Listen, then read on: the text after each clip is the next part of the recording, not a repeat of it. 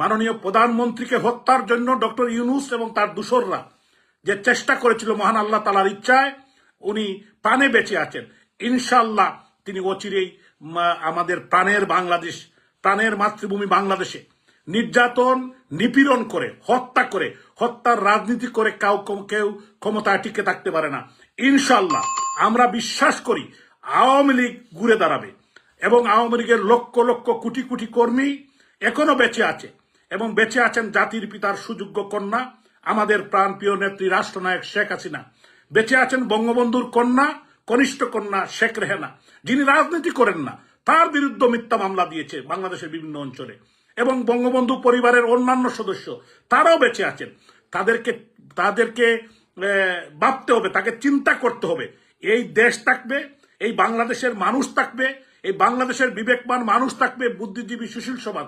আমি সমস্ত দেশবাসীকে, যারা বিবেকবান মানুষ, আমি আহ্বান জানাতে চাই, আজকে যে কার্যক্রম, যে খুন খারাপি, ডাকাতি, ছিনতাই এবং বিশেষ করে শিক্ষক, বুদ্ধিজীবী সুশীল সমাজ, নির্বাচিত প্রতিনিধির উপর যে হামলা মামলা নির্যাতন শুরু হয়েছে, আমি মনে করি যে এখন প্রতিবাদ করা শুরু করতে হবে।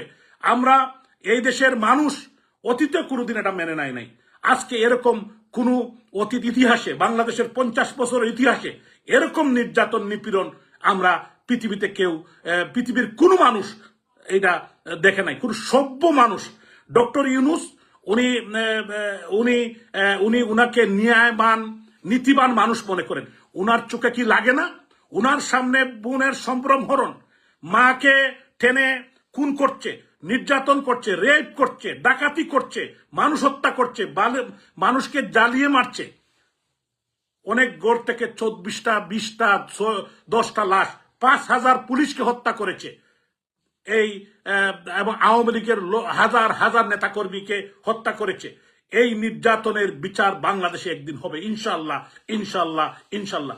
আমি সমস্ত দেশবাসীকে এবং বিশেষ করে যারা দেশের বাইরে আছেন সবাইকে আহ্বান জানাবো, আমাদের মাতৃভূমি আজকে আক্রান্ত, বন্যায় আক্রান্ত। সেই বন্যার্ত মানুষের পাশে বঙ্গবন্ধু কন্যা শেখ হাসিনা, উনি এখনো দেশের প্রধানমন্ত্রী, উনি রিজাইন দেন নাই। উনাকে জোর করে হত্যা করার জন্য গণভবনে ঢুকে আপনারা দেখেছেন কি করেছে।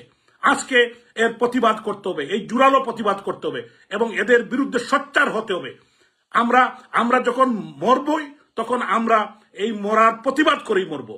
আমাদের লক্ষ লক্ষ নেতা কর্মীকে, আমাদের মুরব্বিয়ানদেরকে, আমাদের মহিলাদেরকে যেভাবে তার হায়ানার মতো, যে পাকিস্তানি আর্মিরাও যে এরকম করে নাই। এই পাকিস্তানের থেকে ডক্টর ইউনূস একজন হামিদ কারজাই। আপনারা অনেকেই হয়তো আফগানিস্তানের কথা মনে আছে, এরকম ডক্টর ইউনূসের মতো হামিদ কারজাইকে তারা ক্ষমতায় বসিয়েছিল, কিন্তু সেই ক্ষমতা বেশি দিন ধরে রাখতে পারে নাই। ইনশাআল্লাহ বাংলাদেশে এদের বিচার একদিন হবে হবে হবে। আমি আমাদের প্রাণের সিলেট, আমার সম্মানিত সিলেটবাসী আমাকে ভোট দিয়ে নির্বাচিত করেছিলেন। আমি জানি আপনাদের এই সন্তান, আপনাদের জন্য আমি কিছু করতে পারি নাই, কিন্তু ইনশাআল্লাহ এই মাটির জন্য, সিলেটের মাটির জন্য, এই হযরত শাহজালাল শাহপরানের পুণ্যভূমি, এই সিলেটের মানুষের জন্য আমি আমার জীবনভর, আমি আমার পরিবার, আমি কাজ করে যাব। এবং আপনারা আমার জন্য দোয়া করবেন। যারা আমাকে হত্যা করতে চেয়েছিল, আমার উপর মিথ্যা মামলা দিয়েছে, আপনারা আমি সিলেটের আমার যারা আপামর জনগণ, সিলেটের বিবেকবান সাংবাদিক, বুদ্ধিজীবী, অন্যান্য দল যারা করেন, আমি কারোর প্রতি কোনোদিন কোনো অন্যায় করি নাই। আমি নির্বাচিত প্রতিনিধি হিসাবে, আপনারা আমাকে ভোট দিয়ে নির্বাচিত করেছিলেন। আমি যতদিন চালিয়েছি আমি সবাইকে নিয়েই চালিয়েছি। আজকে আমার বিরুদ্ধে চাঁদাবাজি, মার্ডার, যত ধরনের মিথ্যা মামলা, আমার বাড়ি জ্বালিয়ে দিয়েছে। আমাদের প্রায় 25টি, আমাদের নেতা শফিকুর রহমান চৌধুরীর বাড়ি জ্বালিয়ে দিয়েছে, আমাদের নেতা জাকির হোসেনের বাড়ি জ্বালিয়ে দিয়েছে, মাসুক উদ্দিন আহমদের বাড়ি জ্বালিয়ে দিয়েছে, আমাদের নাসির উদ্দিন খানের বাড়ি জ্বালিয়েছে, শফিউল আলম চৌধুরী নাদেলের বাড়ি জ্বালিয়ে দিয়েছে, এবং আমাদের অ্যাডভোকেট রঞ্জিত সরকারের বাড়ি 5 বার জ্বালিয়েছে, আজাদুর রহমান আজাদের বাড়ি 2 বার জ্বালিয়েছে, জাহাঙ্গীর আলম, নাজমুল ইসলাম সহ আমাদের পীযূষ কান্তি দে তাদের বাড়ি জ্বালিয়ে দিয়েছে, আমাদের জাসদের সভাপতি লুকমান আহমদ সাহেবের বাড়ি জ্বালিয়ে দিয়েছে। আজকে আপনারা বিবেকের, সিলেটে তো কোনোদিন এই কালচার ছিল না।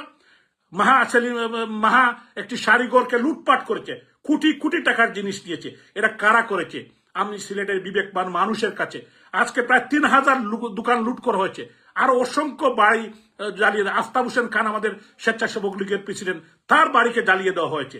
তো আমি বলতে চাই, এরা কারা, এরা কি চায়? এই দেশকে কি তারা ধ্বংস করতে চায়? এই দেশ মাননীয় প্রধানমন্ত্রী রাষ্ট্রনায়ক শেখ হাসিনা জাতির পিতার কন্যা, উনি এই দেশকে একটি পর্যায়ে নিয়ে এসেছিলেন। আজকে এই আমাদের যে সুন্দর আগামীর বাংলাদেশ, সেই বাংলাদেশকে এই হামিদ কারজাই, ডক্টর ইউনূস ধ্বংস করে দিয়েছে। আজকে গণতান্ত্রিক মনা রাজনৈতিক দল সবাইকে আমরা আহ্বান জানাতে চাই, সবাই কিন্তু ঐক্যবদ্ধভাবে এই হামিদ কারজাইয়ের বিরুদ্ধে রুখে দাঁড়াতে হবে।